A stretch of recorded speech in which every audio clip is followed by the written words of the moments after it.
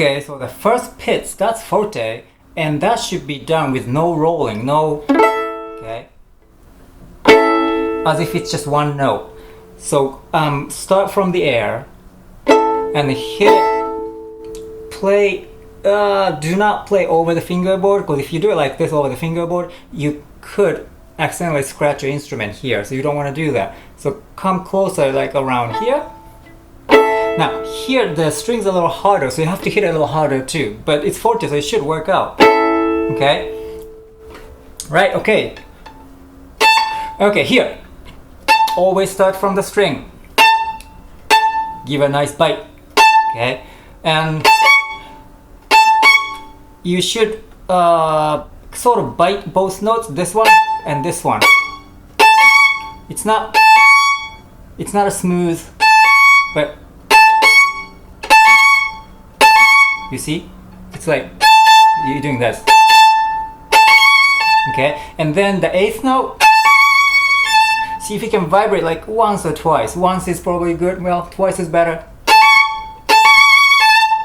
That way, this A rings a little bit better than if you just don't vibrate and just cut it, you know? So again, okay? That's called a portato. Okay, so you do that every time. Okay, this one starts from a string, right? This one too starts from a string. Okay. You could hit it if you want to, but that takes a little bit more advanced technique to do that. So if you can't do it, start from the string, bite the string. Okay, again, bite both notes. Okay, and the third one, this is gonna be 1 and 4. This has no accent, but really the music should go to that note, okay? So go for the E, okay? And then this, so now we are using 4. You can stay in the 4th position and then back down to the 2nd position, or 3, 2, 1. Now you're in the 2nd position. That's okay too. Okay, either way is fine. Okay, next line. So we start in the 2nd position. Right, so just stay in the 2nd and then go up to the 1st position. Okay, so it's the same fingerings and same intervals too. Minor 3rd, perfect 4th, major 3rd. Same thing here. Minor 3rd, perfect 4th, and then major 3rd. Okay, and make sure those are all in tune too. Perfect 4th. Also, make sure that octave is in tune. Same thing in the 1st position. Okay, and keep your 1st finger down the whole time, and then we shift that to the 5th position. Okay, both sides.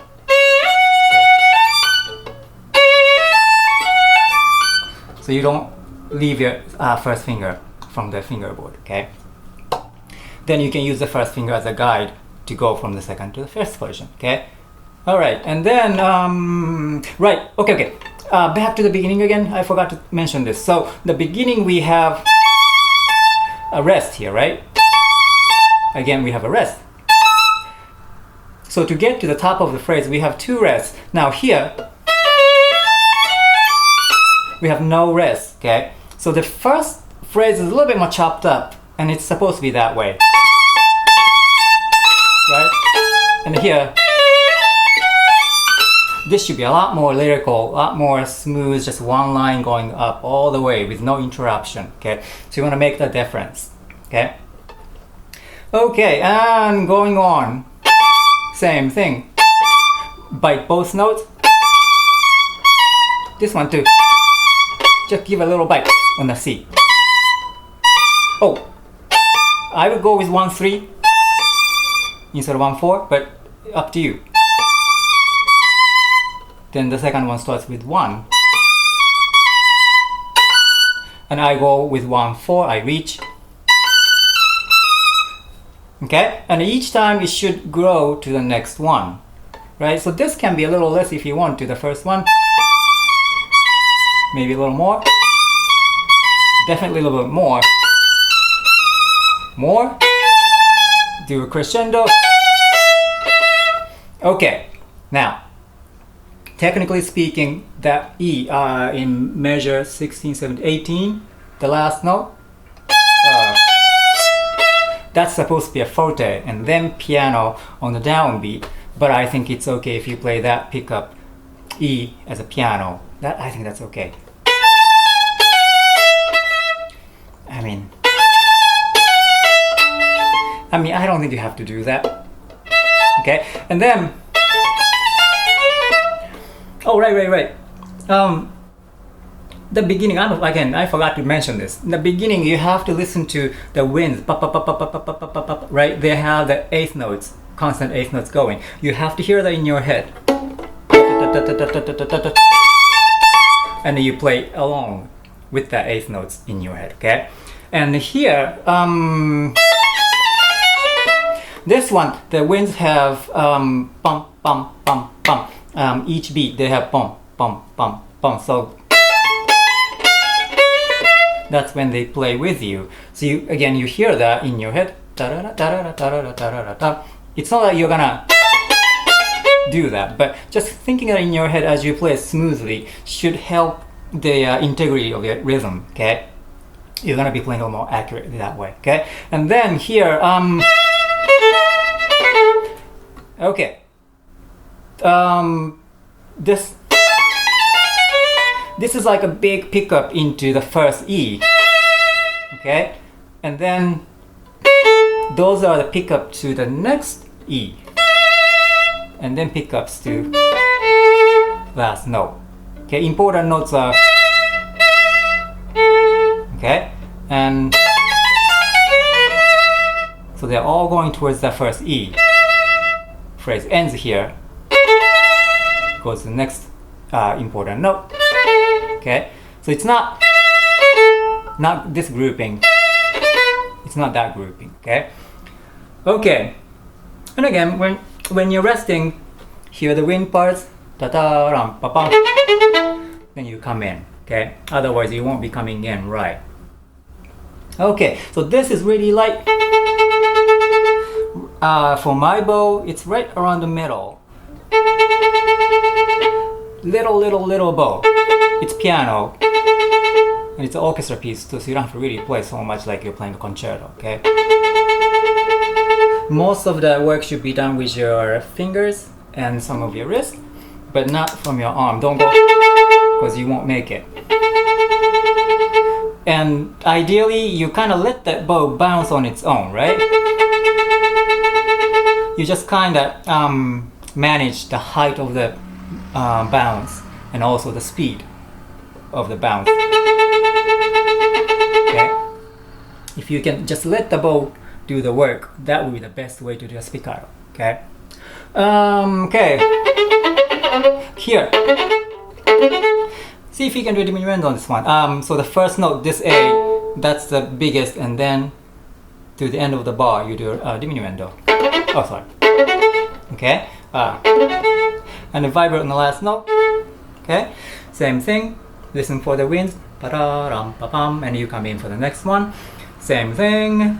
This one too. See if you can do a diminuendo on the last, towards the last note. Okay? Okay, then the last line.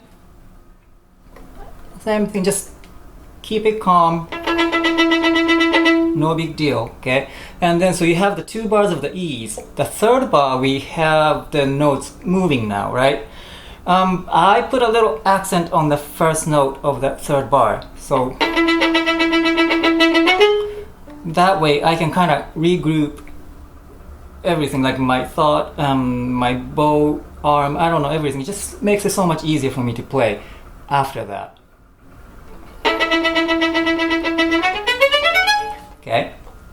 I think it's better than just playing it all through without this mini accent. Don't make it so big that everyone notices, okay? And just a little that you know, maybe, I don't know, some people might notice, but that's about it. Okay, now I don't like to do a crescendo here. Some people do. Personally, I don't want to. but it's up to you. If you're gonna do just a little one, don't do a big crescendo, okay? Another difficult thing here, we are doing this spiccato, right? And when you land on the C sharp though, it just needs to be singing right away. And it's really difficult to do this, because we tend to do that, you know? So you have to make sure the C sharp lands softly. So no, right? Bouncing on your bow. Right. And then the next entrance, same thing. I don't like to do a crescendo, but if you want to, you can do that. Start from the string. Okay. Don't go that way. Not that way, okay? Set the bow on the string. Bite with your fingers a little bit. That's it. Okay. Same thing here. Make sure your E natural. This accent is more like a singing accent, not like a attack sort of accent, okay? Yeah, so make sure that starts singing right away. And listen to recordings, watch some YouTube videos, see how those professional orchestra players are playing. Those things should always help. Okay, have fun practicing.